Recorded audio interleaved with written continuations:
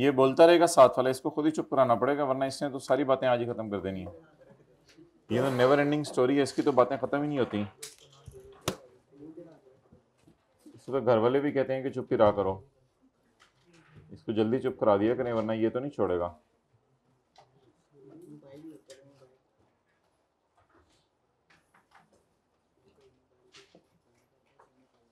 जी कौन सा सवाल ये कर लिया था question 25? Gene François, a French designer, often visits to Pakistan for promotion of his products। कल वाले नोट्स मंगवा लो। फिजिकल क्लास में किसके पास नहीं है कल वाले नोट्स? माशाअल्लाह इन्ना लिल्लाह। हाइब्रिड में किसके पास नहीं है कल वाले नोट्स? ओ माशाअल्लाह, उधर भी बारात लगी हुई है। अभी ये बांट देंगे, बांट देंगे, बांट देंगे। Gene François, a French designer, often visits to Pakistan for promotion of his products।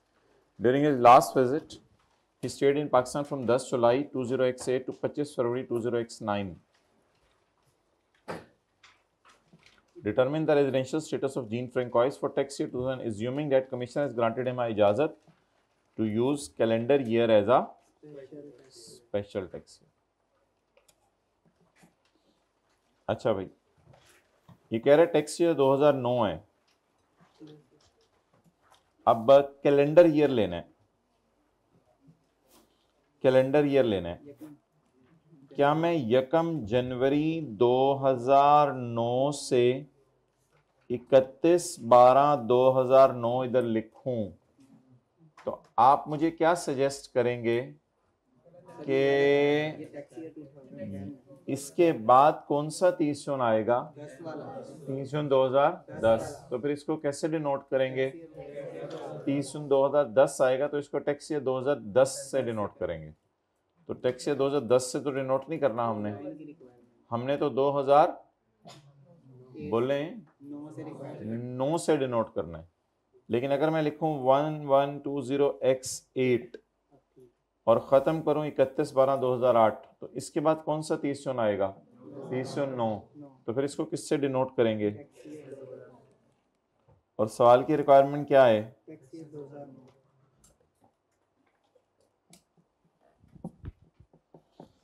He stayed in Pakistan from 10 July 20x8 10 July 20x8 to 25 February 20x9। अब इसमें हमारे साल में जो दिन आ रहे होंगे वो कौन से आ रहे होंगे? जुलाई, अगस्त, सितंबर, अक्टूबर, नवंबर और दिसंबर। जनवरी फरवरी में अगर वो रहा भी तो हमारी बला से। जुलाई 10, 11, 12, 13, 14, 15, 16, 17, 18, 19, 20, 21, 22, 23, 24, 25, 26, 27, 28, 29, 30, 31। कितने दिन हो गए? 22। कैलकुलेटर पे पहला वाला महीना ना गिना करें, अगर गिनना है तो फिर कैलकुलेटर पे इस तरह होगा 31 - 9। कैलकुलेटर पे फिर इस तरह गिनना पड़ेगा, वो फिर ज़रा अजीब सा हो जाता है, इसलिए उंगलियों पे ही गिन लिया करें। दीनी अल्लाह ने इस्तेमाल करें। अगस्त, सितंबर, अक्टूबर, नवंबर, दिसंबर। 175। So as per the first criteria, if an individual is present in Pakistan for a period of or period amounting in aggregate to 183 days or more in a tax year, he will be considered as a resident individual. Therefore, Jean Francois only stayed in Pakistan for 175 days. He will not be considered as resident individual as per the first criteria. Regarding the second criteria, we will not apply the second criteria because he is not a citizen of Pakistan. क्योंकि बज़ाहिर यही लग रहा है कि एक French designer है, वो पाकिस्तान आता रहता है, लेकिन पाकिस्तान का आईडी कार्ड तो नहीं नादरा से जाके उसने लिया होगा।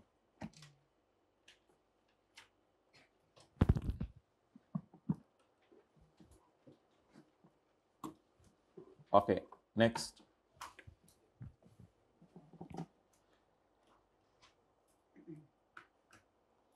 तेईसवीं होमवर्क में दिया था ब्रूस ली। बंदा है बंदी है?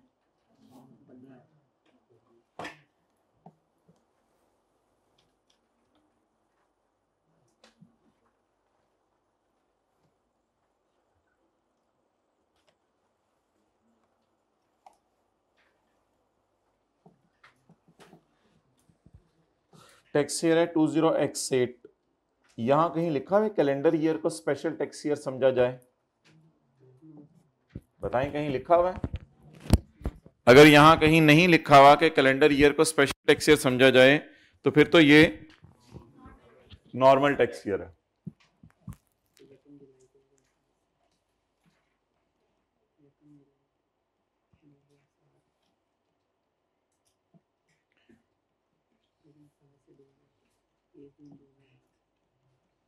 ओके, पहले ना ये लिख लिया करें कि ये अरसा कौन सा कवर कर रहा है। 1 जुलाई 2007 से लेके 30 जून 2008। पाकिस्तान का तपक पड़ा 15 दिसंबर 2007। यहां पे पाकिस्तान तपक पड़ा।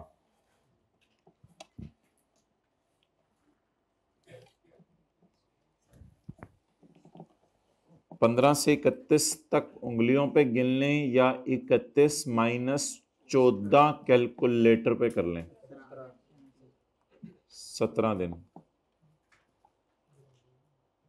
बाकी 20 दिसंबर से पाकिस्तान में ऑफिस ज्वाइन किया तो इससे क्या फर्क पड़ता है? वो तो था तो पाकिस्तान में ही ना। यहाँ ये 5 दिन बोंगियां मारता रहा पाकिस्तान में, इचरे के बाजार में जाके, तो लेट हिम मार। जनवरी में कहाँ है? पाकिस्तान। Okay, nice guys. फरवरी में पाकिस्तान। Okay, nice guys.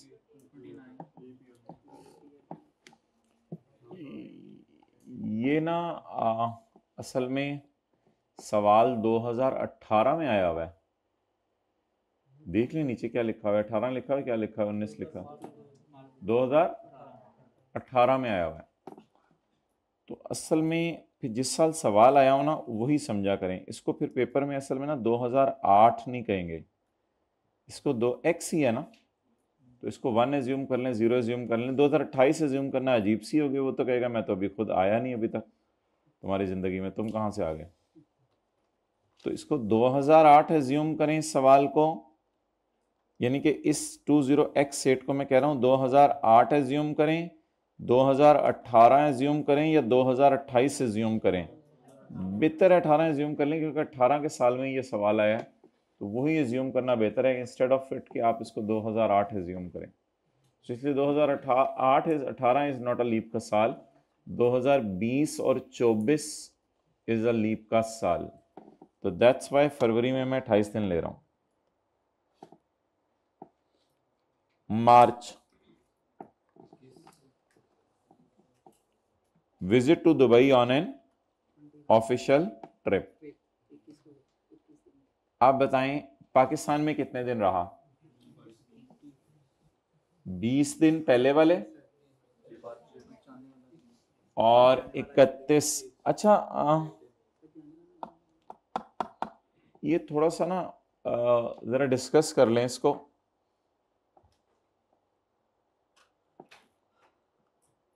जरा डिस्कस कर लें। हाइब्रिड में थर्ड रो में मेरे से पूछ लें अगर सवाल समझ नहीं आ रही कोई चीज़। माइक हो गया क्लियर? हो गया क्लियर? हाथ खड़ा कर दें। हो गया क्लियर? तो आप ही बातें कर रहे थे। हाँ ठीक है, हाथ खड़ा कर दिया, शुक्रिया। अच्छा, मुझे ये बताएं कि डिपार्टेड टू दुबई का लफ्ज तो नहीं आ रहा।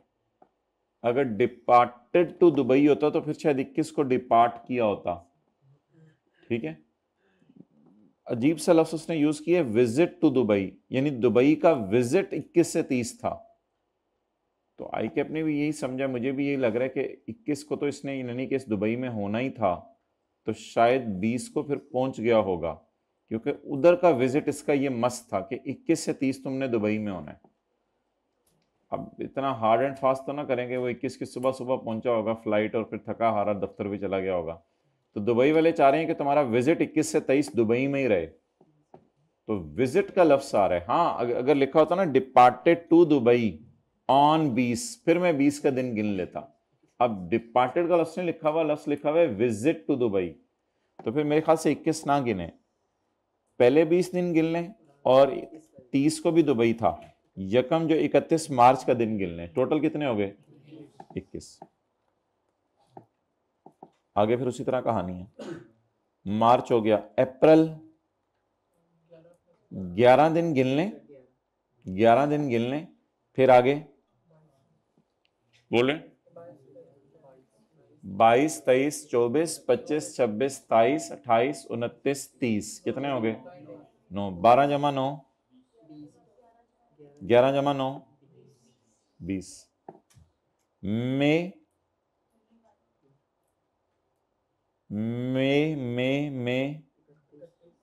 हाँ 31, सॉरी मई में तो पाकिस्तान है। जून,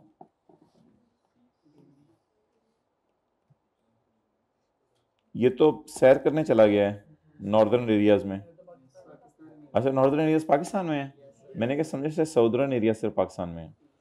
आपने तो बता दिया मेरे नॉर्दर्न एरियाज भी पाकिस्तान में है। You Bruce Lee, you didn't stay in Pakistan for 183 days or more in the tax year. Therefore, you Bruce Lee, you are a non-resident individual as per the criteria number 1. Criteria 2 लगा लें, इस पे ना लगा लें। Bruce Lee was appointed by a China company as a technical director for Pakistan. मुझे नहीं लग रहा ये को पाकिस्तान का है कि ब्रूस ली की अम्मी जो है वो जैसिका पाकिस्तान के अंदर जो है वो रशीद से शादी कर की होगी उन्होंने, और अल्लाह ने इनको ब्रूस ली दिया होगा। तो मुझे नहीं लग रहा, मुझे तो ये बाहर का ही लग रहा है। तो इसलिए लिख आइएगा कि second criteria will not be applied as he is not a citizen of Pakistan. कल कितने लोगों ने छुट्टी की थी, हाथ खड़ा करें।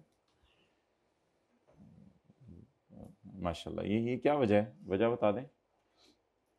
पढ़ाई करने का दिल जा रहा था, अच्छा ठीक है, सारा चैप्टर रिवाइज करने को दिल जा रहा था। आज टेस्ट कितने लोगों ने नहीं देना, हाथ खड़ा कर दें। टेस्ट कितने लोगों ने नहीं देना। अच्छा यार, वो प्रिंसिपल साहब को बता दो कि हिस्ट्री में पहली क्लास आई है ऐसी जो टेस्ट देगी सारा। मैं प्रिंसिपल साहब को खुद बताता हूँ।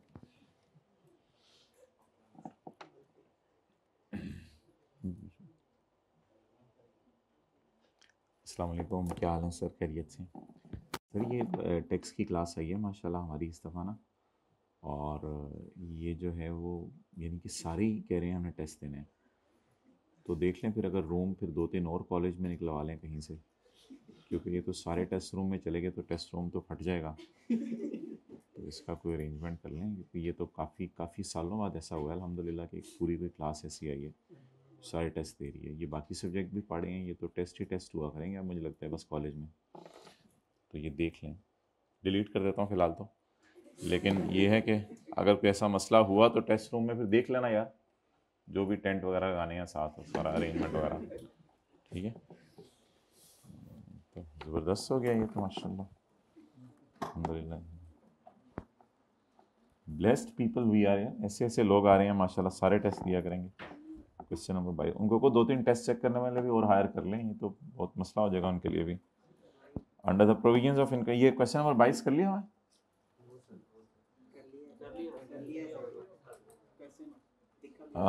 On 21 September 2016 Asif proceeded to Dubai to join his new job. तुम लोगों की जॉब ही नहीं खत्म हो रही।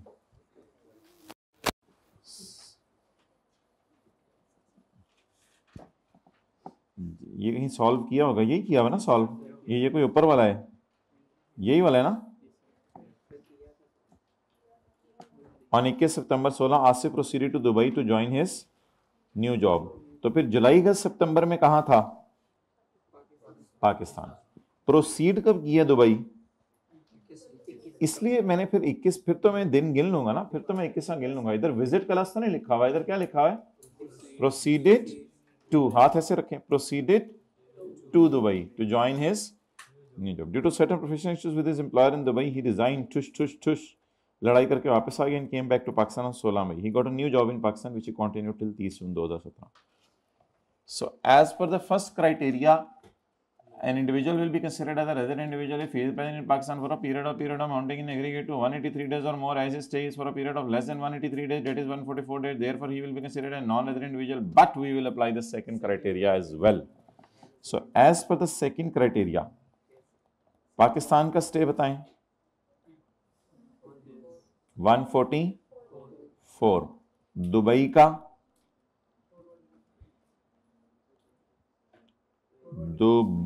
का बताएं बैलेंसिंग। दिन मत गिने, अब जब कंट्रीज ही दो हैं तो फिर एक कंट्री में इतना रहा तो बाकी दूसरे में रहा ना, 221। और मेरे ख्याल से बस एज्यूम कर लेंगे ये सिटीजन ही है, क्योंकि प्रोसीडेड टू दुबई का मतलब है कि हमारा ही बंदा है।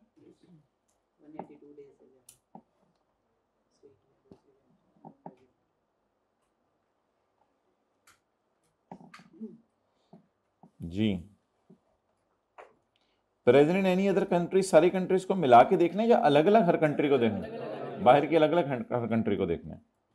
तो stayed in Pakistan for 183 days और मोर, no.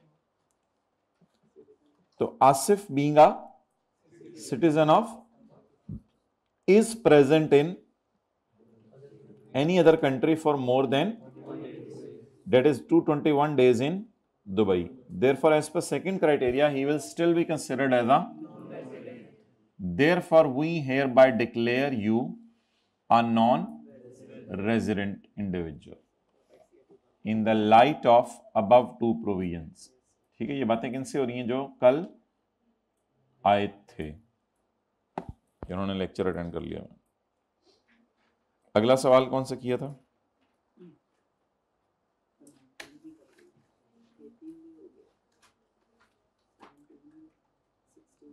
Ramiz proceeded to Saudi Arabia on 24 December to assume responsibility, he visited Karachi for representing. इसमें भी मेरे ख्याल से दोनों क्राइटेरिया लगेंगे। Rameez proceeded to Saudi Arabia, क्यों? क्योंकि ये सिटीजन है ना, तो इसमें भी दोनों क्राइटेरिया लगा के आ जाइएगा। हो सकता है पहले क्राइटेरिया में ही रेजिडेंट बन जाए, तो फिर दूसरा क्राइटेरिया लगाने की जरूरत नहीं है। तो कब कब दूसरा क्राइटेरिया नहीं लगाना? अगर पहले क्राइटेरिया में ही क्या बन गया तो दूसरा क्राइटेरिया लगाने की जरूरत, और जब कभी सिटीजन ही नहीं है तो भी दूसरा क्राइटेरिया लगाने की जरूरत नहीं है, वरना फिर हर सवाल में दूसरा क्राइटेरिया। लेकिन अगर गवर्नमेंट एम्प्लॉई है एक बंदा तो भी, तो ये बात लिखनी है या कोई जरूरत नहीं? ठीक है, समझ आ गई है, लिखनी है। जब पहले में ही रेजिडेंट बन जाए तो भी दूसरा क्राइटेरिया नहीं लगाना, अब लिख भी नहीं रहे। जब पहले में ही रेजिडेंट बन जाए तो भी दूसरा क्राइटेरिया नहीं लगाना, और जब सिटीजन ना हो तो भी दूसरा क्राइटेरिया नहीं लगाना।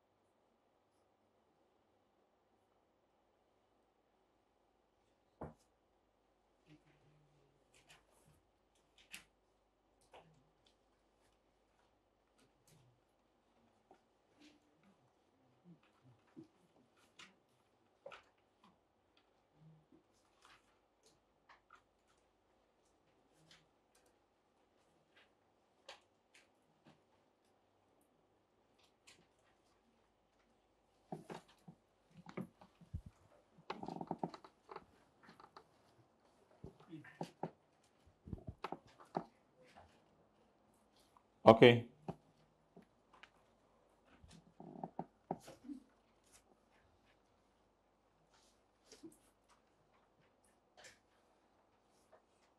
डन।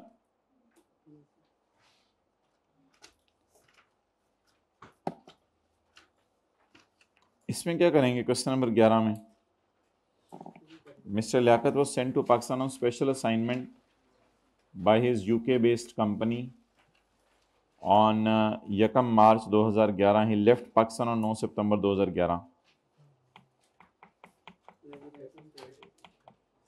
ये थोड़ा सा कोई इतना ज़्यादा क्लियर नहीं है कि ये बंदा बाहर का है या पाकिस्तान का है। बस mister Liaquat was sent by his UK based company. इसमें अजम्पशन ले सकते हैं आप रेजिडेंट है या नॉन रेजिडेंट, वो सॉरी सिटीजन है या एज्यूम कर सकते हैं। ये एंड पे लेंगे assume I if I assume that Liaquat is not a citizen, then second criteria will not be applied। या फिर ये assumption देगा if I assume that Liaquat is तो फिर सेकंड क्राइटेरिया लगा के आ जाइएगा, तो देख लीजिएगा। ठीक है, क्लियर? इससे मुझे कोई ज़्यादा वाज़ेह नहीं हो रहा कि ये सिटीजन है या नहीं है। दोनों में से कोई एक बेशक कराइएगा डिस्कस।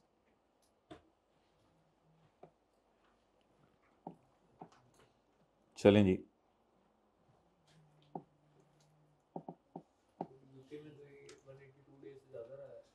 बस फिर सेकंड क्राइटेरिया लगाएंगे, नॉन रेजिडेंट बन जाएगा। फर्स्ट क्राइटेरिया का पता नहीं क्या जवाब आता है। अच्छा जी, question number 5, what do you understand, साथ वाले की तरफ देख के कहें, what do you understand by the concept apportionment of age deduction as explained in income tax ordinance 2001। अच्छा, अब कुछ बच्चे कहते हैं, क्या लिख के आने बताएं इसमें, पेज नंबर 49 या 50?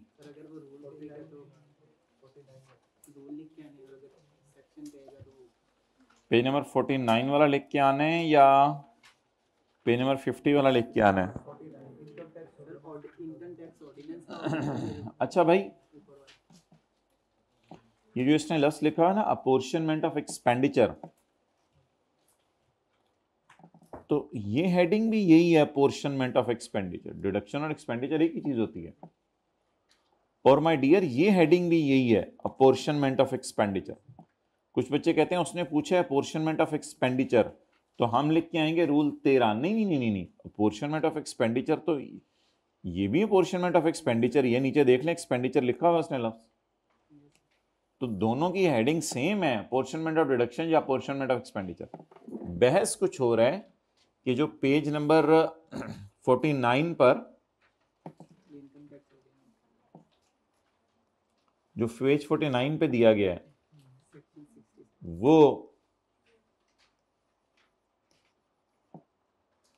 ये जो सेक्शन 67 है, ये है इनकम टैक्स ऑर्डिनेंस 2001 की रोशनी में, और अगले सफे पे दिया गया रूल 13।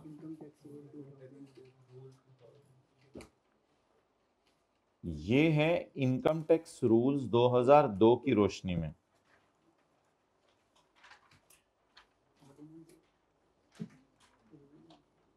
ये फर्क है दोनों में, वो इनकम टैक्स ऑर्डिनेंस की रोशनी में है और ये इनकम टैक्स रूल्स की रोशनी में है, बस ये फर्क है। उसमें ऑर्डिनेंस का लफ्ज है, इसमें रूल्स का लफ्ज है। बाकी सवाल देख लें क्या पूछा हुआ है उसने, in the light of income tax ordinance, तो फिर तो सेक्शन 67 लिख के आएंगे।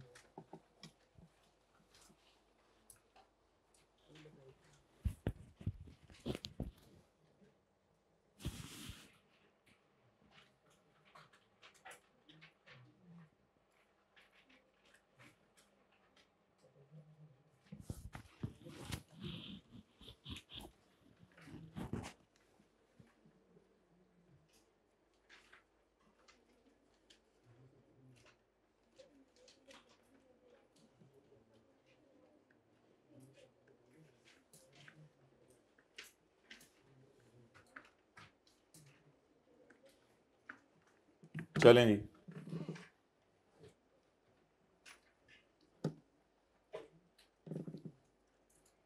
फेयर मार्केट वैल्यू हमने पढ़ लिया हुआ है। इनकम ऑफ जॉइंट ओनर्स किसी और चैप्टर में पढ़ना है? जी बताएं। नहीं तो आपने पिछले लेक्चर ले लिए हैं ऐसे सारे? आज फर्स्ट डे, क्या लेट क्यों आने की वजह क्या बनी? अच्छा, नोट्स भाई इनको दे दें, लेकिन इसमें आप ऐसा कीजिएगा कि अभी जो है पिछले चैप्टर वाले, अभी इनको नए चैप्टर के दे दें, पिछले चैप्टर वाले बाद में ले लेंगे। अभी आप ये कीजिएगा कि पहले जो है वो ईद तक ये क्लासेस के साथ मिलें, फिर ईद के बाद आएँ। अभी ऐसा इतना फ़ायदा नहीं होगा। अभी वैसे हम नया चैप्टर शुरू करने लगे हैं, वो शायद समझ आ जाए, लेकिन बेहतर है पिछला से पहले कवर करें। और रिसीट ऑफ इनकम और करेंसी कन्वर्जन, वैसे हम 4 का ए कर लिया हमने और 2 भी कर लिया। चलें जी, अब निकाल लें वो, बाकी कुछ सवालों की ज़रूरी नहीं, जो रह गए हैं करने में आप कर सकते हैं, कोई मसला नहीं। ये state the provisions regarding residential status of AOP. AOP कब रेजिडेंट बनती है, और बता दें कंपनी कब रेजिडेंट बनती है और एओपी कब रेजिडेंट बनती है। जी जी, ये स्पेशल टैक्स ईयर और ट्रांजिशनल टैक्स ईयर क्या होता है, और order of application of tax right while computing tax liability, ये चैप्टर नंबर 6 में करेंगे हम। और जनरल प्रोविजंस किसी को पता है, which may apply to income subject to final tax, किसी हेड ऑफ इनकम में नहीं जाएगी, खर्चे नहीं माइनस होंगे, ज़कात नहीं माइनस होंगी, लॉसेस नहीं माइनस होंगे, टैक्स क्रेडिट नहीं माइनस होगा।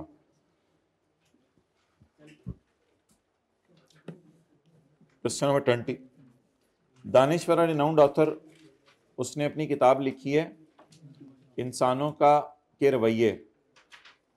ये इंसानों के रवैये उसको लिखते लिखते 2.5 साल हो गए, तो 24 महीने से ज़्यादा वक्त लगा है। उसको 9 लाख आया है as an account of royalty. Discuss the taxability of 9 lakh received by Danishwar. तो दानिश्वर की टैक्सेबिलिटी डिस्कस करें। तो as a general rule this 9 lakh can be taxed in the year in which it is received, however where the time taken by an author, ये line एक लिखिएगा जो मैंने बोली है कि as a general rule he can, this income will be taxable in tax year 2016। However, where the time taken by an author of literary or artistic work to complete the work exceed 24 महीने, the author may elect any lump sum amount received in a tax year as royalties for the work as having been received in that year and the preceding 2 years in equal proportion.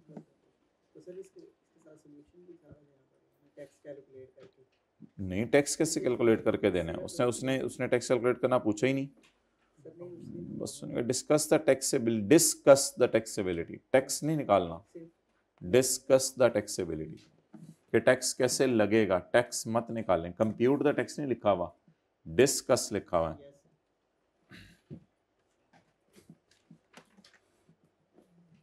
चलें जी, इनको हम property का chapter बांटे भाई। Hybrid में किसी को ना मिला हो तो खड़े हो जाएं जरा, ताकि मेरे लिए काउंट करना आसान हो जाएगा बच्चों को। यार कोई 2-3 हाथ खड़े हुए हैं, खड़े तो कोई नहीं हो रहा। फीमेल स्टूडेंट्स वाले में 2-3 को चाहिए।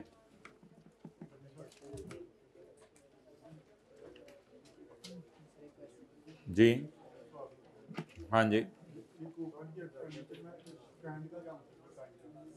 इन काइंड का मतलब बताया था कि आपको पैसे ना दे, कोई और चीज दे दे।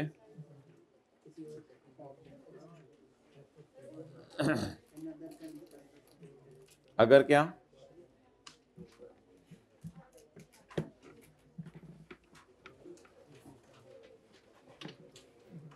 भाई इस क्लास में दे दिए, दूसरी क्लास में जी। अभी भी किसी को नोट्स ना मिले हो तो हाथ खड़ा कर दें जी।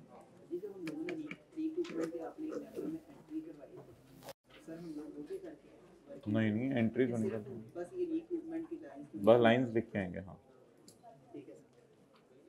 भाई, इस भाई कह रहे हैं रिकूपमेंट ऑफ एक्सपेंडिचर में कोई एंट्रीज करवाई थी, तो एंट्रीज तो नहीं पेपर में करके आनी है, कोई अकाउंटिंग का पेपर तो नहीं है, बस जो बात थ्योरी में पूछी जाएगी उसे एक्सप्लेन कराना है।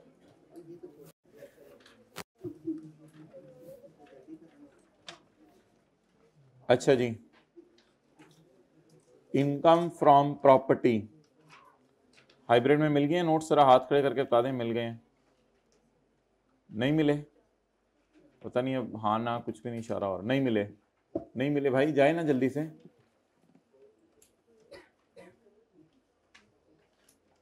कि फीमेल्स वाले में नहीं मिले, बॉयज वाले में किस ना मिले हो हाथ खड़ा करें। कोई नहीं हाथ खड़ा कर रहा, तो ठीक है मिल गए सबको। अच्छा अच्छा जी, बड़ा अटेंटिव हो जाए आप, इनकम प्रॉपर्टी का चैप्टर है, जिस किसी का फर्स्ट डे है तो ठीक है। दूसरी क्लास में दे दिए, जा ही नहीं रहे भाई, नहीं जा रहे, मुझे नहीं जा रही। अच्छा, income from property. Income from property जो है, इसका क्या मतलब है? जिसके से फर्स्ट डे अटेंटिवली सुने, कोई मसला ही नहीं। आपने घर किराए पे दे दिया या आपने कोई ओपन लैंड किराए पे दे दी,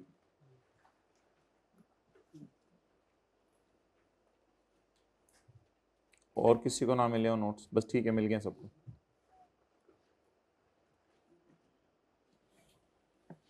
इनकम फ्रॉम प्रॉपर्टी का मतलब है कि आपने कोई घर किराए पे दे दिया या आपने कोई ओपन प्लॉट ऑफ लैंड किस पे दे दिया माय डियर? किराए पे दे दिया। तो ये किराए पर दे देना, बोलें कहां फॉल करेगा? Income from. अच्छा, अगर आपके पास कोई, ये देखें, ये एक ओपन प्लॉट है, ये आपने किराए पे दे दिया, कोई पार्किंग कर लें आके लोग, कुछ कर लें, क्रिकेट खेल लिया करें, तो ये जो आपको किराया आ रहा होगा, ये आपकी क्या होगा? Income from property. आपने कोई प्लाजा किराए पे दे दिया, तो आपको नीचे दुकानों से और ऊपर घरों से किराया आ रहा है, ये भी क्या होगा? Income from property. इसी तरह आपने कोई घर बना के किराए पे दे दिया, ये भी क्या होगी? आपकी इनकम फ्रॉम प्रॉपर्टी। तो ये जो इनकम फ्रॉम प्रॉपर्टी आप कमा रहे हैं, डेट विल बी टैक्सेबल। लेकिन अगर आपने कोई एग्रीकल्चरल लैंड किराए पे दे दी, तो that will not be your income from property, ये आपकी इनकम माफ है।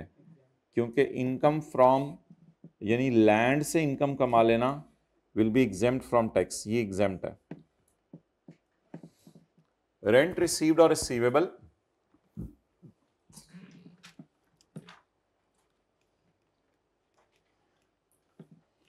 मिसाल के तौर पे आपने अपने घर का ऊपर वाला पोर्शन किराए पे दे दिया, ग्राउंड फ्लोर पे आप खुद रहते थे, फर्स्ट फ्लोर आपने किराए पे दे दिया, तो आपने अपने घर का ऊपर वाला पोर्शन किराए पे दे दिया। हाउस रेंटेड आउट,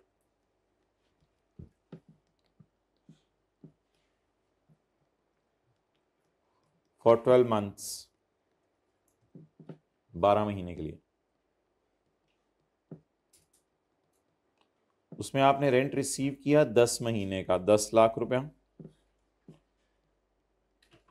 और आखिरी 2 महीने का रेंट उसने कहा मैं आपको बाद में दे दूंगा, 2 महीने का 2 लाख रुपया। अब इनकम में कितना जाएगा? 12 लाख रुपया। रिसीव्ड भी इनकम में जाएगा और रिसीवेबल भी इनकम में जाएगा। कर लें जी नोट। तो रिसीव्ड भी इनकम में जाएगा और रिसीवेबल भी।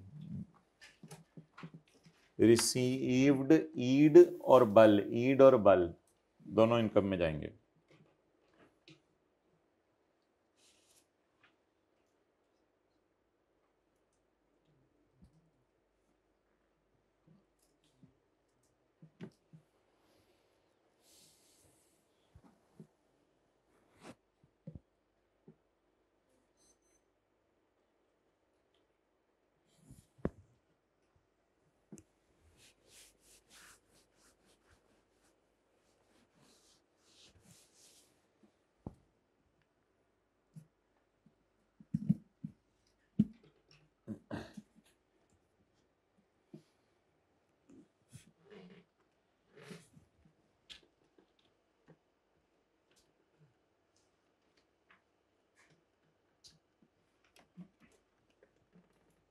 The rent received or receivable by a person for a year other than rent exempt। लेकिन अगर रेंट एग्जेम्प्ट है, एग्जेम्प्ट रेंट कौन सा मैंने बताया? एग्रीकल्चर लैंड को अगर आप किराए पे दे दें, तो जो किराया आ रहा होगा वो आपकी इनकम में जाएगा या माफ हो जाएगा? माफ हो जाएगा। Shall be chargeable in that year under the head income from property। इसको उस साल इनकम में ले जाएं under the head income from property. फिर भी rent means any amount received, फिर भी rent means any amount received और receivable by owner of land और बिल्डिंग। ये लोग क्या किराए पे दे रहे हैं माय डियर, मुझे बताएं? या ये लोग लैंड किराए पे दे रहे हैं, या ये लोग क्या किराए पे दे रहे हैं?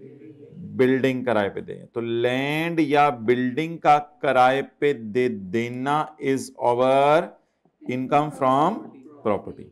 एन अमाउंट रिसीव्ड और receivable by the owner of land और एज कंसिडरेशन फॉर यूज और ऑक्यूपेशन ऑफ। इसमें आपने अगले बंदे को लैंड यूज करने दी है या बिल्डिंग यूज करने दी है?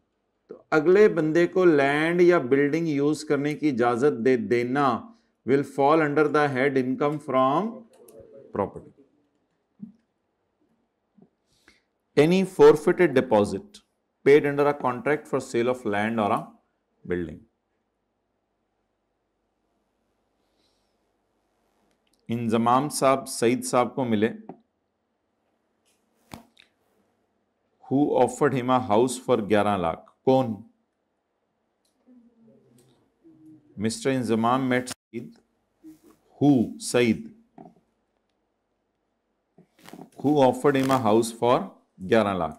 इंजमाम ने, सईद ने कहा तो मैं अपना घर कितने का बेचता हूं? 11 लाख का। कोई भी घर बना के मैं बेचता हूं। Inzamam met Saeed who offered him a house for 11 lakh. Inzamam paid an advance of 50,000। Inzamam ने कितना एडवांस पे कर दिया? 50,000। बाकी कितना पे करने वाले रह गया? 10,50,000। टोटल कितना देने? 11 लाख। कितना दे दिया? कितना दे देगा? 10,50,000। At the time of final payment अभी कितनी पेमेंट कर दी है? 50,000। फाइनल पेमेंट कितनी करनी है? 10.5 लाख। ही डिक्लाइंड द परचेज। कौन? इंजमाम। इंजमाम ने कहा मैं परचेज करने से इनकार करता हूं। And the advance was not. Advance किसके पास पड़ा हुआ था? उसने कहा मैं तेरा 50,000 वापस नहीं करूंगा। वो जो तूने मुझे 50,000 पे एडवांस पकड़ा है वो वापस। द अमाउंट ऑफ 50,000 इज दस अ फोरफिटेड। एक फोरफिटेड डिपॉजिट है, is a forfeited deposit. Forfeit कर लिया है, कब्जा कर लिया इस पे। सईद ने कब्जा कर लिया। सईद कह रहे हैं मैं नहीं वापस करूंगा। And it is considered Saeed's income from property. आप बताएं घर बेचना कितने का था? 11 लाख का। 11 लाख मिले या उसमें से सिर्फ 50,000 अभी मिले थे? सादा सी बात यार, आप दुकान के ऊपर घी का डब्बा खरीदने गए, आपने कहा 10 रुपए पकड़ो, 90 रुपए बाद में आके देता हूं। आप 10 रुपए दे के आ गए। अब जब आप घी का डब्बा लेने गए आपने कहा नहीं यार ये मुझे घी पसंद नहीं है। उसने कहा मैं तेरे 10 वापस नहीं करता, कर ले जो करना है। अब वो 10 उसकी क्या बन गया? इनकम। समझ आ गई बात? तो सिंपल साथ वाले को आपने कैलकुलेटर के पैसे दिए, यार 100 रुपया पकड़, 500 रुपया कल दूंगा, कैलकुलेटर मुझे दे दे। अगले दिन वो इनकारी हुआ है, कहता है कि आप कैलकुलेटर आपने देखा, आपने कहा मुझे नहीं पसंद आया। उसने कहा चल भाग, 100 रुपये में वापस नहीं करता। तो इसको क्या कहते हैं? अगले के डिपॉजिट पे कब्जा कर लेना। अगले के डिपॉजिट पे। तो ये जो फोरफिटेड डिपॉजिट है, छुड़वा लिए गए पैसे, माफ करा लिए गए भी कहते हैं, अगले को मना के भी माफ करवा लेते हैं आप। ये किसकी इनकम होगा? जिसको मिले हैं। तो मिले किसको हैं? जिसने घर बेचना था। उसने घर बेचना था, कितने का बेचना था? 11 लाख का। उसमें से कितने आ गए? कितने कभी भी नहीं आएंगे? 10.5 लाख, क्योंकि डील कैंसिल हो गई है। तो ये 50,000 इज फॉरफिटेड डिपॉजिट। अच्छा, अब दुनिया की डिक्शनरीज में ये रेंट नहीं है, क्योंकि ये किराया नहीं है किसी चीज का। रेंट का मतलब होता है किराया। लेकिन लॉ मेकर ने जबरदस्ती इसको भी कहां डाल दिया? इनकम फ्रॉम प्रॉपर्टी के चैप्टर में। लॉ मेकर ने इसको भी इनकम प्रॉपर्टी के चैप्टर में डाल दिया जबरदस्ती। अब हम क्या करें? उसका मर्जी है उसकी। तो नहीं, कैलकुलेटर तो मैंने वैसी मिसाल दी है आप लोगों को समझाने के लिए। मिसाल तो सिर्फ लैंड और बिल्डिंग के लिए इस चैप्टर में।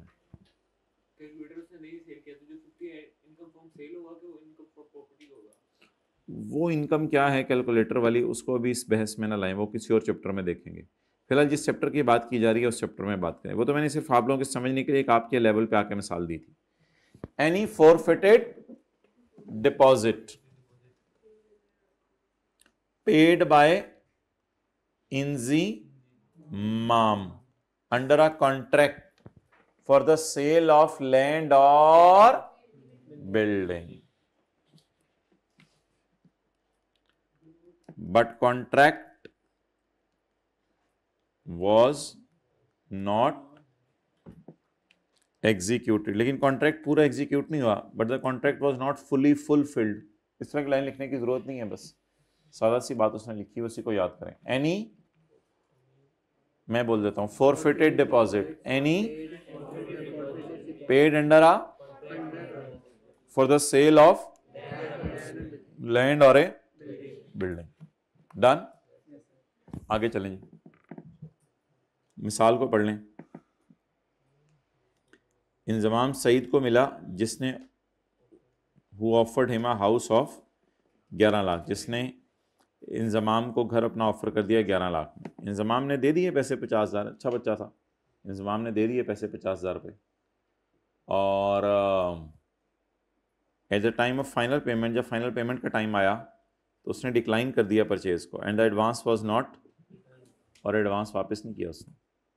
The amount of 50,000 is thus forfeited and considered Mr. Said's income from property। जी नहीं, रेंट बस ये कॉन्ट्रैक्ट बैकएंड पे किसका था? सेल ऑफ लैंड और बिल्डिंग, लेकिन कॉन्ट्रैक्ट फाइनलाइज नहीं हो सका, बस खत्म हो गई बात। बिजनेस जिसका बिल्डिंग और लैंड बेचना है उससे कोई फर्क नहीं पड़ता, बस ये फॉरफिटेड डिपॉजिट इनकम प्रॉपर्टी में ही जाएगा। रेंट एग्रीमेंट, बस सेल ऑफ लैंड और बिल्डिंग होना चाहिए। रेंट ऑफ लैंड और बिल्डिंग का फॉरफिटेड डिपॉजिट की अलग डिस्कशन है, सेल ऑफ लैंड और बिल्डिंग। अच्छा जी, आगे चलें।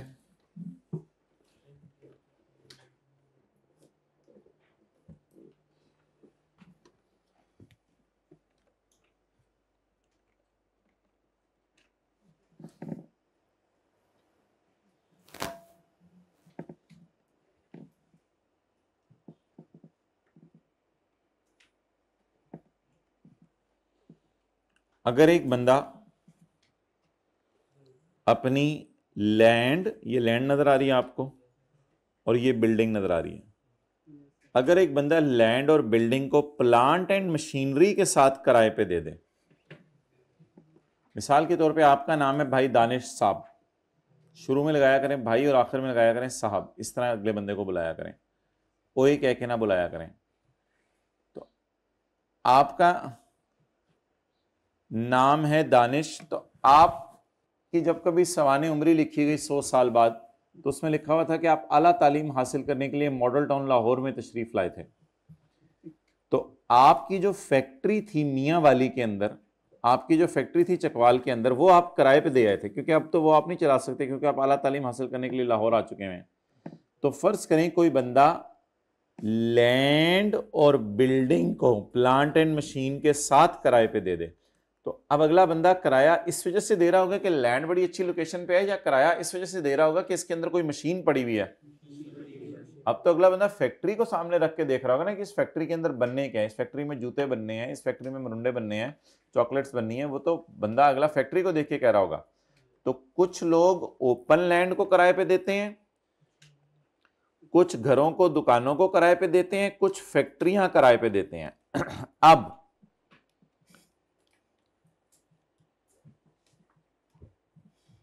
आपने क्या किराए पे दे दिया? बोलें, आपने किराए पे दे दिया, बोलें बोलें बोलें बोलें बोलें, लैंड को, उसके बाहर बिल्डिंग को, और उसके अंदर पड़ी हुई मशीन को। तो आपको रेंट रिसीव हुआ फॉर रेंटिंग द फैक्ट्री। इसमें लैंड और बिल्डिंग का किराया आपको मिला 4 लाख रुपए, लैंड और बिल्डिंग का किराया 4 लाख, और मशीन का किराया, ये सारा का सारा जाएगा इनकम फ्रॉम अदर सोर्स में। इसमें कोई ये आर्ग्यूमेंट नहीं ले सकता कि जी लैंड एंड बिल्डिंग तो इनकम फ्रॉम प्रॉपर्टी के हेड में ले जाओ और ये 10 lakh income from other source में ले जाओ। नहीं, जब भी आप लैंड एंड बिल्डिंग को प्लांट एंड मशीनरी के साथ किराए पे देंगे तो ये पूरी फैक्ट्री का किराया जो आपको मिल रहा है ये किस हेड में जाएगा? नोट कर लो। ये कौन सा पॉइंट हम पढ़ रहे हैं? Point number 3।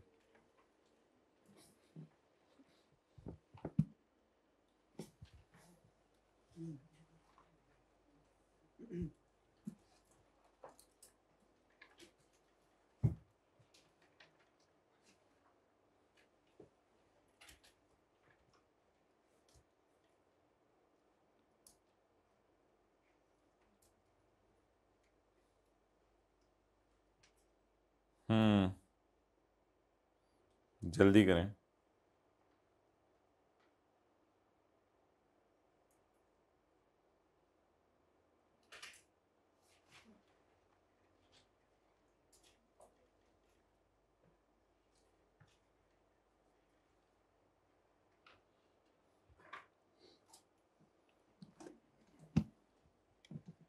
लैंड भी किराए पे दे दी, बिल्डिंग पे किराए पे दे दी, और उसके अंदर पड़ी हुई मशीन भी किराए पे दे दी। नोट कर लिया?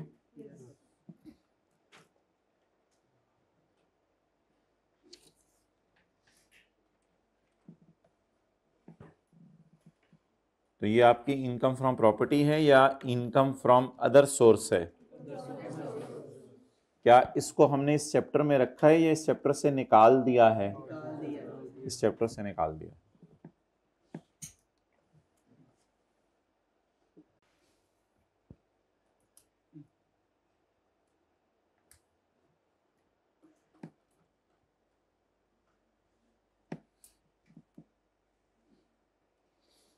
ये हैं आपके चाचू, इसमें लेके तो आपके चाचू ने एक बनाई है, प्लाजा बनाया है या हॉस्टल बनाया है। ये हॉस्टल के कमरे हैं, कमरा नंबर 1, कमरा नंबर 2, कमरा नंबर 3, कमरा नंबर 4, और चाचू खुद बाहर रहते हैं। अब चाचू जो किराया ले रहे होंगे वो ना सिर्फ कमरे का ले रहे होंगे बल्कि कमरे के अंदर ये जो बिजली की सहूलत मुहैया की हुई है, पंखा डंडे से चलता है, बिजली से चलता है, ये जो एसी की सहूलत दी हुई है, ये जो इसके नीचे एक्स्ट्रा मैट्रेस पड़ा हुआ है नजर नहीं आ रहा, इसकी सहूलत दी हुई है, ये जो लगे हुए वाईफाई की सहूलत दी हुई है, ये जो दरवाजे के बाहर खड़े हुए सिक्योरिटी गार्ड की सहूलत दी हुई है, ये जो दोपहर और रात के खाने की सहूलत दी हुई है जो यहाँ आके रखा जाता है, ये जो दोस्तों को बिठाने की सहूलत दी हुई है, ये जितनी भी सहूलतें कमरे के अलावा दी हुई हैं, जितनी भी सहूलतें कमरे के अलावा दी हुई हैं, उन सहूलतों का किराया भी आपके चाचू ले रहे होंगे जिनको रूम्स किराए पे दिए हुए हैं, और कमरे का किराया भी ले रहे होंगे। अगर खाली कमरा आप लेते तो शायद 10,000 किराया होता, लेकिन कमरे के साथ इतनी ज्यादा सहूलतें, वाईफाई भी, खाना भी, सिक्योरिटी गार्ड भी, कभी आप जो है वो थक जाएं तो चपेड़ें भी, सारी सहूलतें वो आपको दे रहे हैं। तो रूम रेंट रिसीव किया 25,000 रुपए आपके चाचू ने, और rent receive for providing amenities, amenities सहूलतें होती है ना, amenities and utilities, wifi, wifi नहीं, wifi, utility, security guard, lunch, dinner, चपेड़, ये सारा कहां जाएगा? घर का किराए पे देना, रूम का किराए पे देना is income from other source. लो कर लो गलते फड़ लो कान, तो बड़ा बड़ा लिखा हुआ है प्रॉपर्टी। रूम का किराए पे देना कहां जाएगा? Income from property. और रूम के साथ जो कनेक्टेड सर्विसेज हैं उसका किराया, अब चाचू रूम का रेंट आपसे कितना ले रहे होंगे? 25,000, और अदर सहूलतों का तो महीने में आप कितना किराया दे रहे होंगे? तो ये चाचू की होगी इनकम फ्रॉम, और ये चाचू की होगी इनकम फ्रॉम। ये कौन सा पॉइंट अभी हम पढ़ने लगे हैं? 3A। इसको नोट कर लें, फिर 3 और 3A मैं आपको पढ़ाता हूं। एक ही दफा आज अच्छी तरह जरा पढ़ा दूंगा ताकि याद रहे जिंदगी में।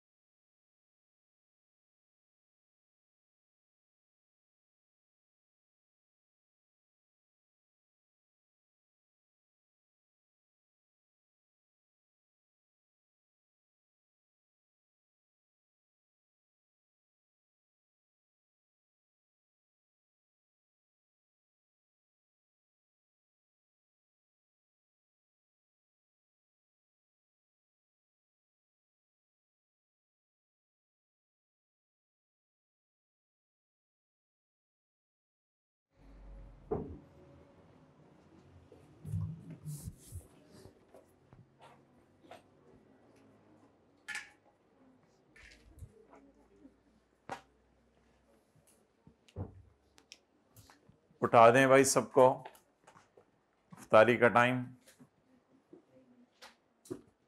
अच्छा,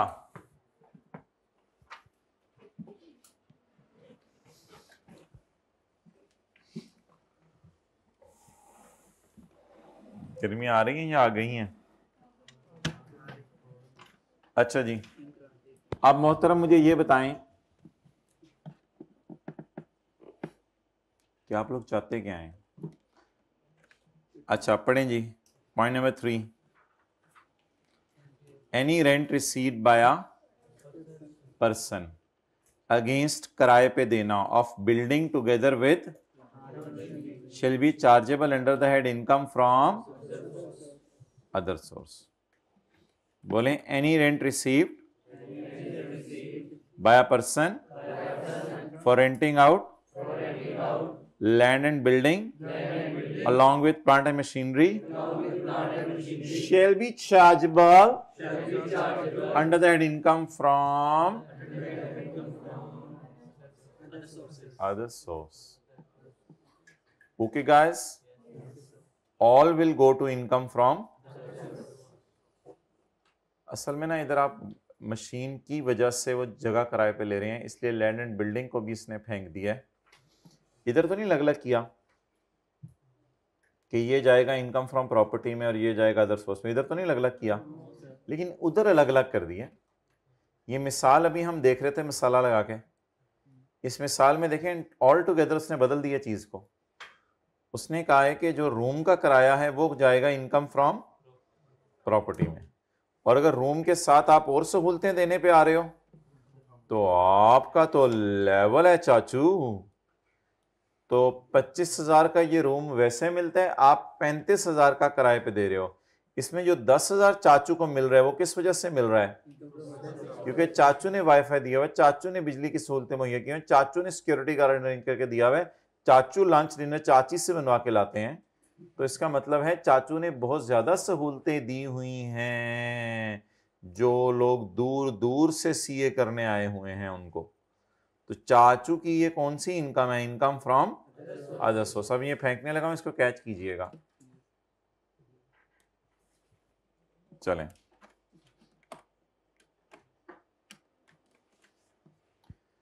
जहां रेंट में शामिल हो कोई amount for providing amenities, utilities और any other service connected with the renting of it shall be chargeable under the head income from. ये सारा का सारा किस हेड में जाएगा? Income from other source.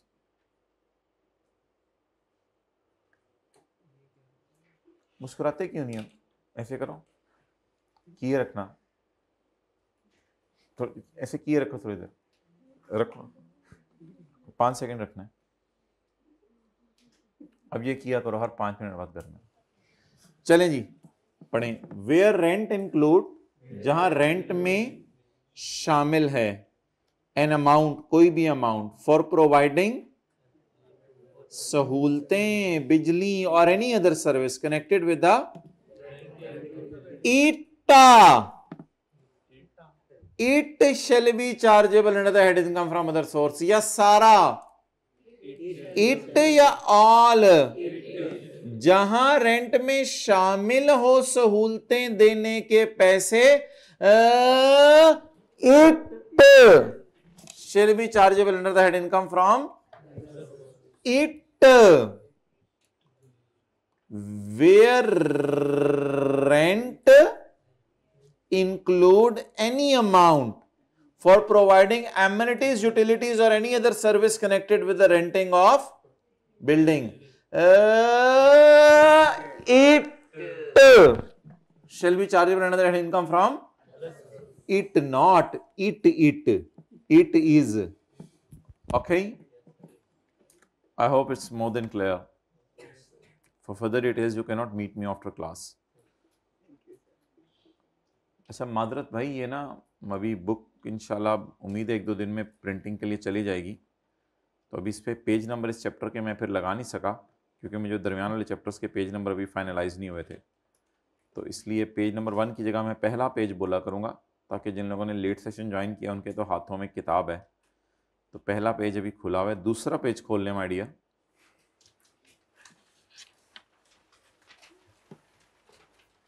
अगर आप कभी घर किराए पे दें, अगर आप कभी घर किराए पे दें, तो ऐसी सूरत में, या लैंड किराए पे दें, कोई भी चीज आप किराए पे दें, तो ऐसी सूरत में जो किराया इनकम में जाएगा ना, वो जाएगा हायर ऑफ एक्चुअल और फेयर मार्केट रेंट। मिसाल के तौर पर आपने घर किराए पे दिया 50,000 रुपए का,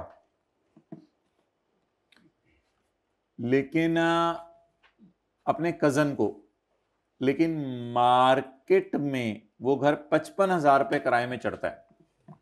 अब आप अपने कजन से कितना ले रहे हैं, लेकिन मार्केट में कितना किराया आजकल, 55,000। आप बताएं आपकी इनकम में कितना ऐड होगा, 50 ऐड होगा या 55 ऐड होगा? 50 ऐड नहीं होगा, हायर ऐड होगा।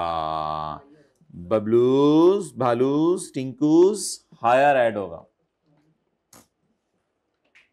The following amount will be added in income. Higher of 50 या 55, आपको तो कौन सा हायर लग रहा है देखने में, जरा देखें। 55, तो हायर इनकम में ऐड हो जाएगा। ओके, वैसे किराया 55 था, लेकिन आपने कजन होने की वजह से, खून तो लाल है ना अल्हम्दुलिल्लाह, लोगों के खून तो नहीं सफेद हुए, कजन होने की वजह से उसको कितने में दे दिया, 50। अब मिल आपको 50 रहा होगा, लेकिन आप इनकम में कितना डाल रहे होंगे, 55।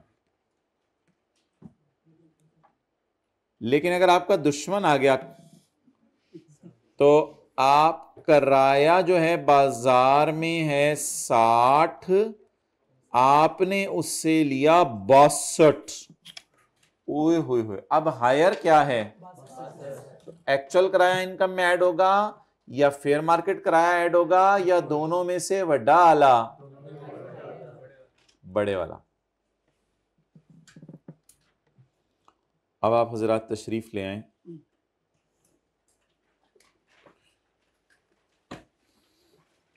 इन नोट्स के आखिरी सफ़े पे, प्रॉपर्टी के चैप्टर के,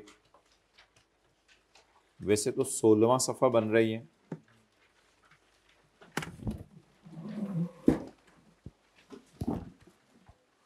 काला मार्कर ले आओ, काला मार्कर ले आओ, बराबर।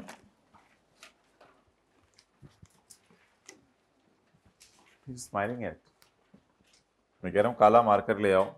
ये हाँ, मिस्टर सुहेल, आपने कहा वो अफ्रीका पहुंचा हुआ है। Mister Sohail, a resident individual owns a building in Clifton, area of Karachi. On 1 जुलाई 2021 को उसने किराए पे दे दी बिल्डिंग बाकिर को एट अ सालाना किराया ऑफ 16 लाख।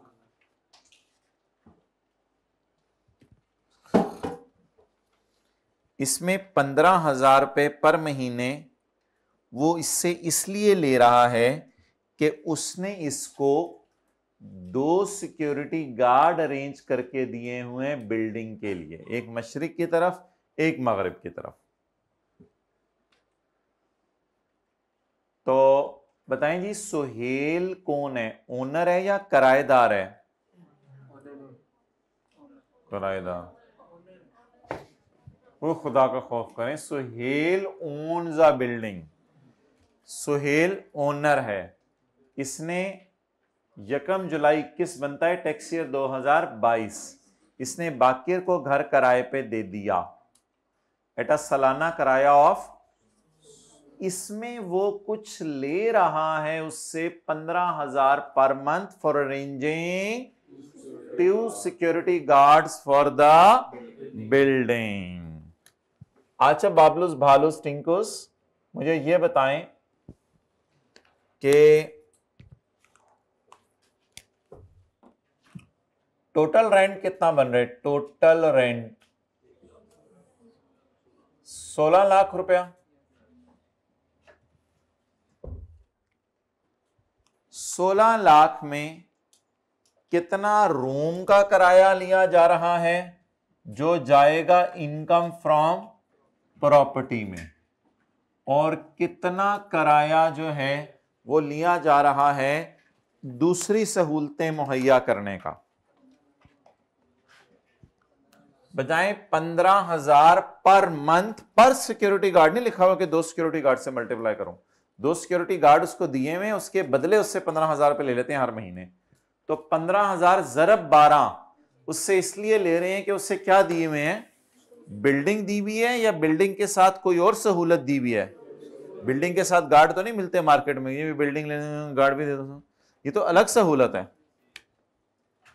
तो बता दें 15,000 जो मैं उससे ले रहा हूं हर महीने, अभी ये मेरे इनफ्लोस की बात हो रही है कि चाचू की जेब में जा क्या रहे हैं। मेरे चाचू का यहां नाम है सुहेल, और चाचू को जो किराएदार मिला है उसका नाम है बाकिर। अल्लाह हर चाचू को किराएदार दे। 15,000 ज़रब 12 इज इक्वल टू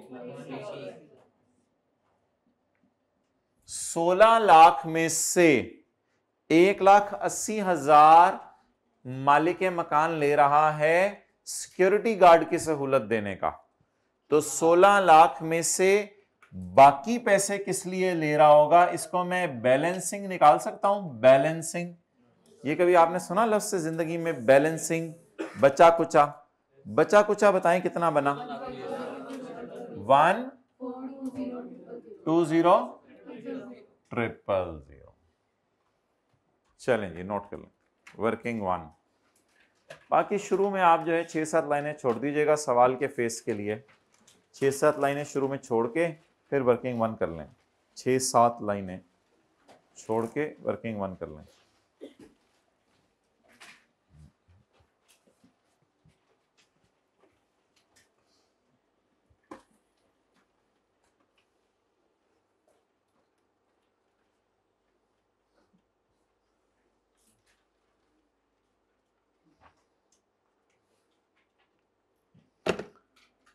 सोना नहीं है, सोना, सोना घर में होता है हाइब्रिड में। अच्छा जी, सीधे अटेंटिव बैठना है, ऐसे हाजिर बाश बैठा करें।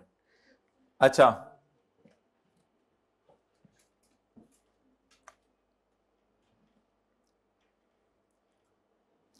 यहां तक कॉन्सेप्ट समझ आ गया? कोई मसला?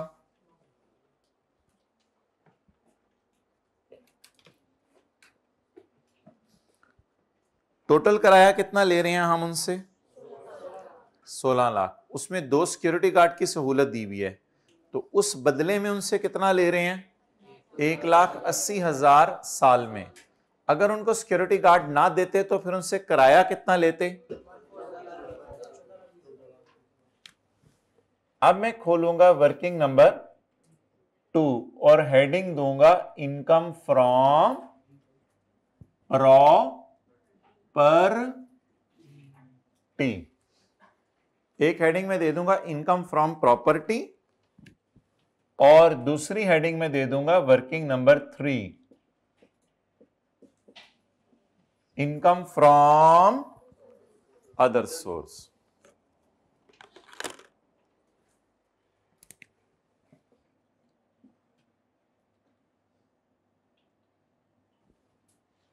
Income from other source done. अच्छा जी, ग्रॉस रिसीट। ग्रॉस रिसीट का मतलब होता है खर्चे माइनस नहीं हुए। ग्रॉस रिसीट कितनी है इनकम फ्रॉम प्रॉपर्टी की? 14,20,000। जाहिरी बात है अगर घर किराए पे देने हैं तो चाचू को खर्चे भी करने पड़ेंगे। अच्छा, कितना पैसा उसे सिक्योरिटी गार्ड की सहूलत मुहैया करने के बदले लिया? 1,80,000। डन।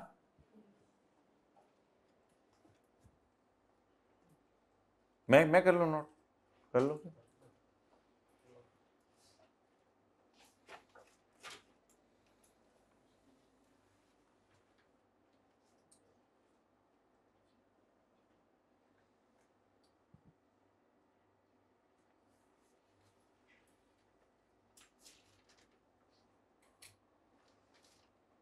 साथ रहे मोबाइल के चेक करें, लास्ट सीन उसका जरा आप देखें अपना मोबाइल खोल के। लास्ट सीन उसका आ रहा है रात अफ्तारी से पहले, लास्ट सीन।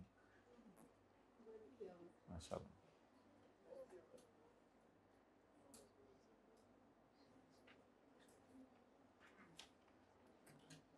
ओके, अब मुझे बताएं अगर हम घर किराए पे चढ़ाएं तो उसके बदले हमें कुछ खर्चे करने पड़ेंगे।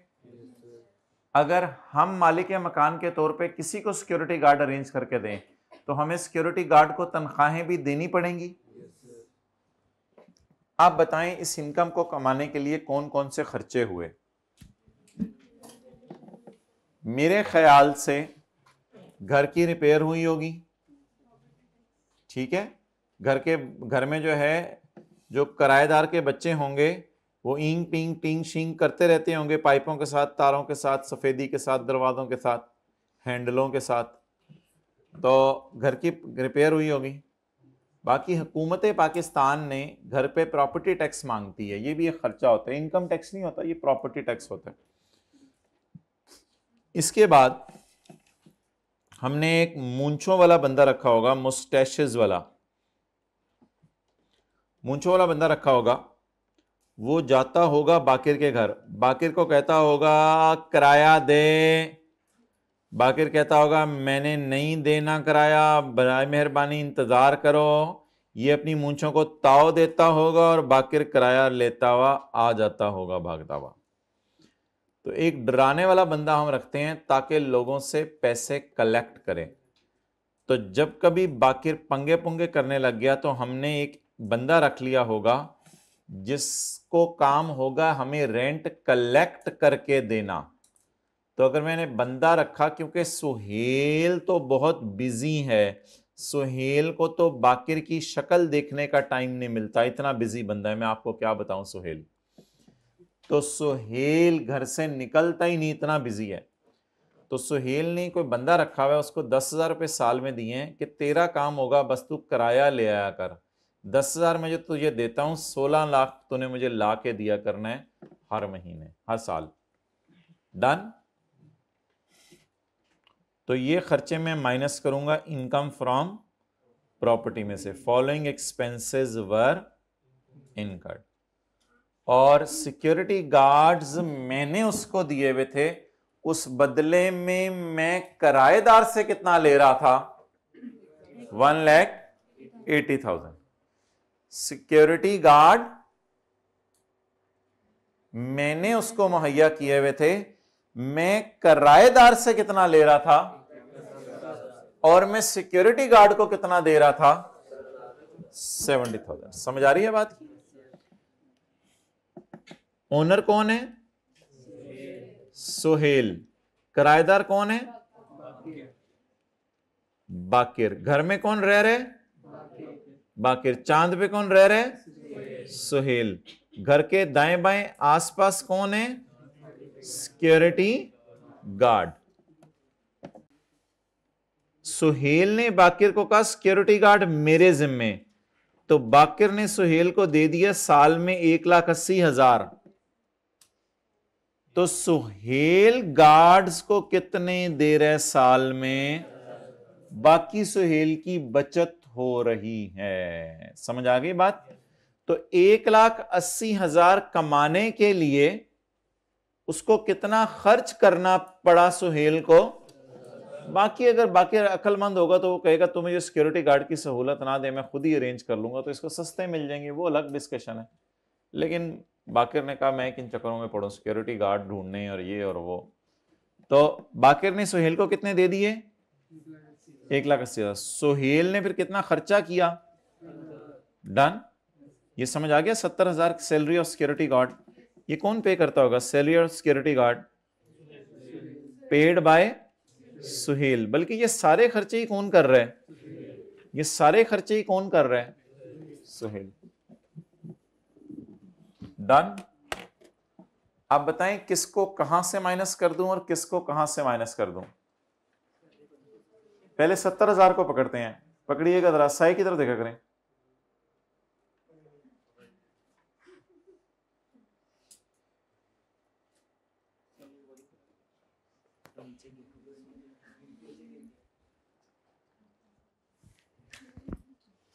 $70,000।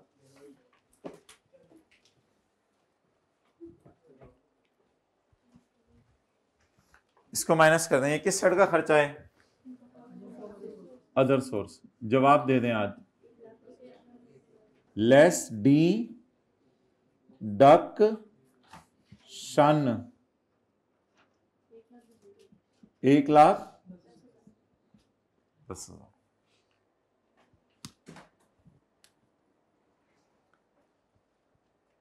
बाकी खर्चे कहां से माइनस करने हैं?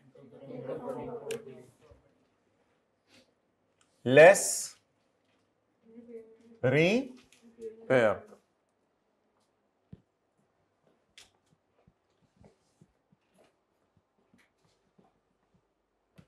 हाइब्रिड में दूसरी रो में उठा दें तो क्लास हो रही है। अच्छा जी, अब माय डियर मुझे ये बताएं कि आसान सी बात है, रिपेयर जो है ना सवाल में जो गिवन हुआ करेगी इसे हम इग्नोर किया करेंगे। कल की क्लास के अंदर हम पढ़ेंगे इस चैप्टर का 3रा सफ़ा। उसमें मैं पढ़ाऊंगा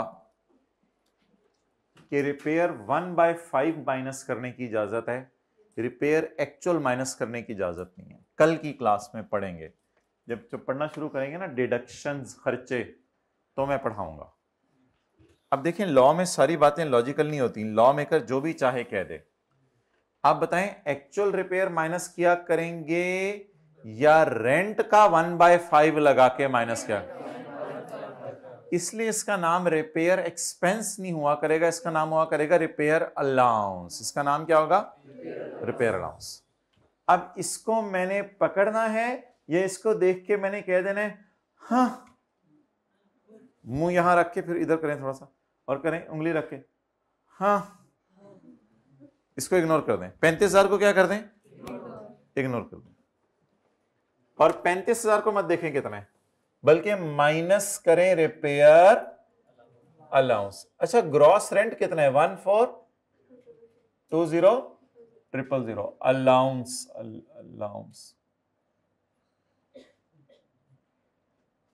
इंटू 1/5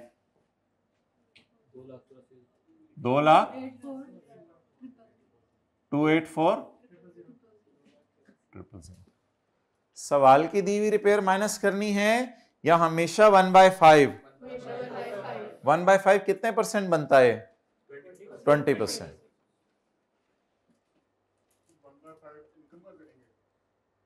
1/5 उसी फिगर का करेंगे जिस फिगर का आज मैंने किया है।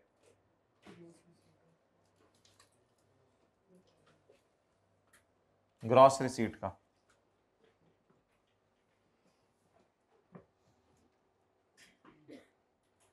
इसकी बार बार रिवीजन करेंगे तो याद हो जाएगा, बल्कि हो ही गया है।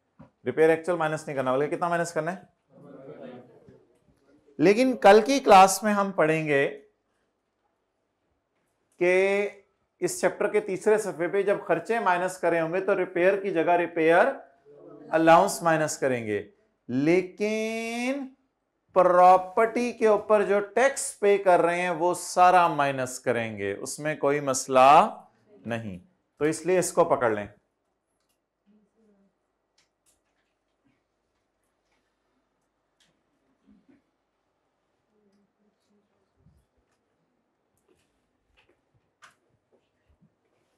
ठीक है, 20,000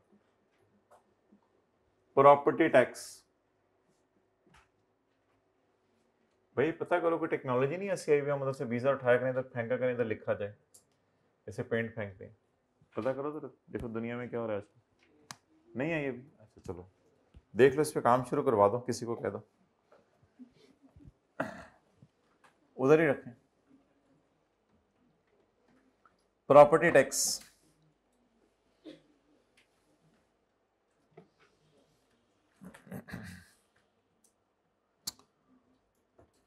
ओए होए होए होए होए होए होए होए होए होए होए, रेंट कलेक्शन चार्जेस हम कल की क्लास में पढ़ेंगे कि वो कलेक्शन चार्जेस माइनस होंगे लोअर ऑफ एक्चुअल और 4% ऑफ वो वाली फिगर जिसका हमने आज 1/5 लिया है। ओए होए होए होए होए होए होए होए, इसमें मैं ये नहीं कह रहा कि एक्चुअल को इग्नोर करना है, इधर तो इग्नोर करना था, इसके ऊपर लिख दिया था आपने हाँ कि इसको तो क्या किया करना है, इग्नोर। इसकी जगह क्या माइनस किया करना है, 1/, इसको इग्नोर करके 4% माइनस करने हैं या इसको और 4% में से लोअर माइनस करना है। इसको पकड़ें,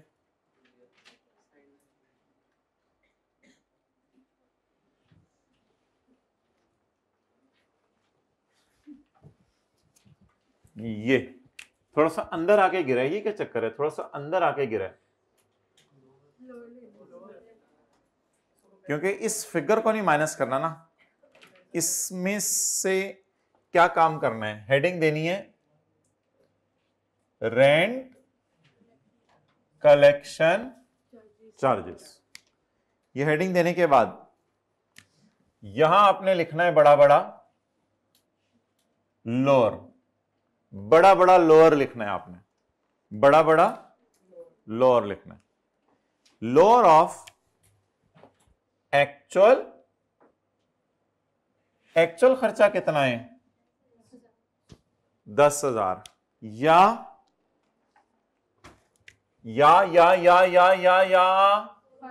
4% of 1420 is equal to,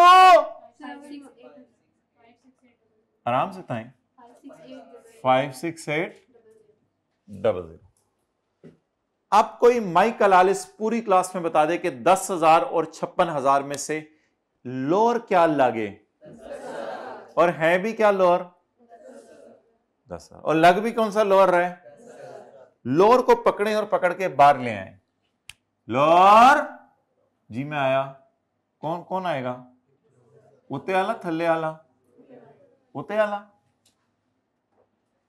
Sir, please speak in English with me. You don't know that I know only one language. 10,000.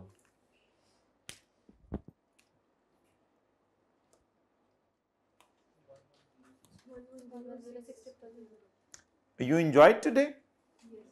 Yes, but I didn't, क्योंकि मैं काफी सालों से ये enjoy कर रहा हूँ, enjoy करना खत्म हो गया। So it is how it will work.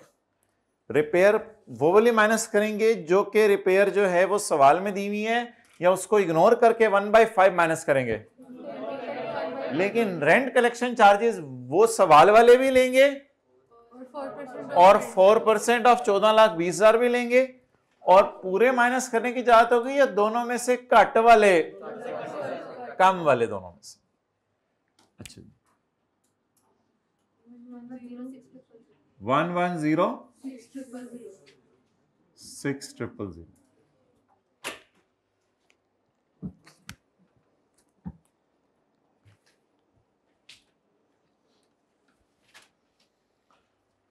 अब सवाल का फेस बनाने से पहले जो 5-6 लाइनें छोड़ी हुई हैं उस पर हाथ फेर दें रजिस्टर पे, साफ कर लें, सारे जरासीम मिट जाए। अब 7 वाले की तरफ फेंक दें। बंदे का नाम बताएं आप। Mister Suhail. Income and tax भी मांगा हुआ या खाली इनकम ही मांगी हुई है? ओह, टैक्स लायबिलिटी मांगी हुई है। Income and tax there on, income और उसके ऊपर टैक्स। टैक्स ईयर 2000 लिखा हुआ है कोई? 2022। चलें जी, बताएं भाई इसकी इनकम फ्रॉम प्रॉपर्टी कितनी है? वर्किंग नंबर 2 से 1 1 आंडा 6 आंडा आंडा आंडा 1 1 आंडा 6 आंडा आंडा आंडा, और इसकी इनकम फ्रॉम अदर सोर्स, ये वो जो उसने सिक्योरिटी गार्ड की सहूलत दी हुई है, उसमें सिक्योरिटी गार्ड को तो 70,000 दे रहे हैं, लेकिन आगे किराएदार से 1,80,000 ले रहे हैं, तो बचत कितनी हुई? 1,10,000। आज जवाब दे दें।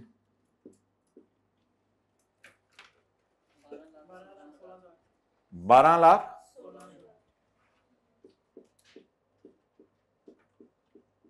यही टोटल इनकम है, और स्लैश यही, क्योंकि सवाल में ज़कात गिवन नहीं।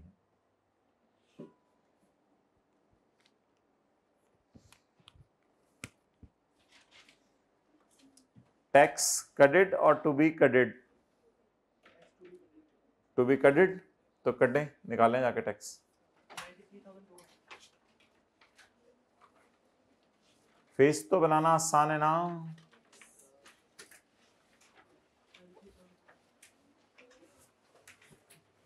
चैप्टर 4 निकालें 7 वाले के नोट्स के।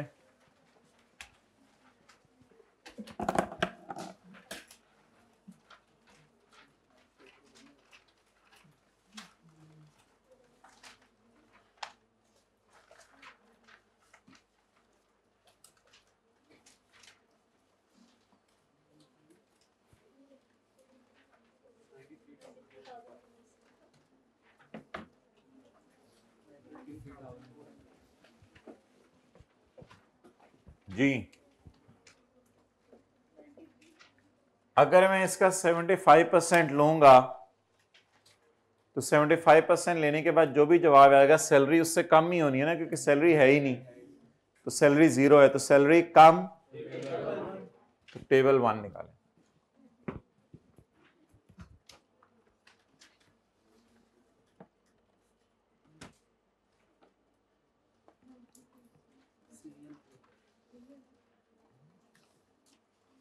Serial number 3, 90,000 plus 20% amount exceeding 12 lakh. 90,000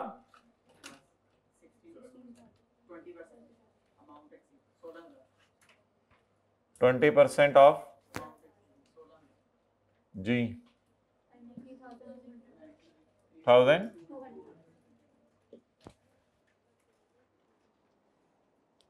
93,200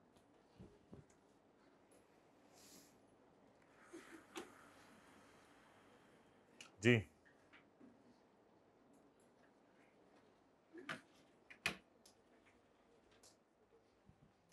अच्छा मुझे बताएं, हमने ये दोनों हेड्स अलग अलग क्यों किए थे? क्योंकि सवाल में लिखा हुआ था कि अगर आप घर के साथ कोई और सहूलत भी दें तो सहूलत का जो उससे पैसे ले रहे हैं वो जाएंगे इनकम फ्रॉम, इसलिए दोनों हेड्स अलग किए थे। सिक्योरिटी गार्ड की तनख्वाह नीचे क्यों माइनस की, ऊपर क्यों नहीं माइनस की? क्योंकि सिक्योरिटी गार्ड्स के बदले जो इनकम आ रही है वो भी तो इधर आ रही है ना, इसको इधर माइनस कर दिया। बाकी सारे खर्चे ऊपर माइनस कर दिया हमने। रिपेयर सवाल से क्यों नहीं उठाना? क्योंकि 1/5 करना है। सवाल से क्यों नहीं उठाना? क्योंकि ये 1/5 1/4 क्यों नहीं है? ये तो एफबीआर को पता है, हमें कैसे। उसके बाद रेंट कलेक्शन चार्जेस सवाल वाले भी उठाने हैं और उस फिगर का 4% लेना है। 6% क्यों नहीं लेना? हमें क्या पता, 4% भी लेना है। ये दोनों फिगर्स माइनस करनी है, दोनों में से कोई एक, कौन सी वाली? एक लोअर वाली, बाकी तो उसी तरह है। तो ये थी जी टैक्स लायबिलिटी मिस्टर सोहेल की, कितनी? 93,200। ये इसकी टैक्स लायबिलिटी। सीधे हाथ से पढ़ो। जाएं जी, ले जाएं साथ वाले को। अब कहां लेके जाएंगे? टेस्ट रूम में। और अगर वो ना जाए तो उसे मेरे पास ले आए। क्या? बीलॉ की क्लास, उसके बाद जाएंगे। ठीक है। अगर ज्यादा मसला करे तो 4 बंदे उसके लिए चाहिए, 2 बाजुओं उसकी तरफ से पकड़ेंगे, 2 टांगों की तरफ से पकड़ेंगे और झूले देते हुए उसको टेस्ट रूम में ले जाएंगे। ये टेबल गिवन होगा, पेपर में भी गिवन होगा। शीट्स वो देंगे, लेकिन एक्स्ट्रा शीट्स आपके पास खुद होनी चाहिए। ऑनलाइन वाले अपलोड करके जो है वो टेस्ट सबमिट करा दें। आप लोगों ने भी अपलोड ही करना है, बता दिया जाएगा तरीका। टेस्ट रूम में जगह होगी, आप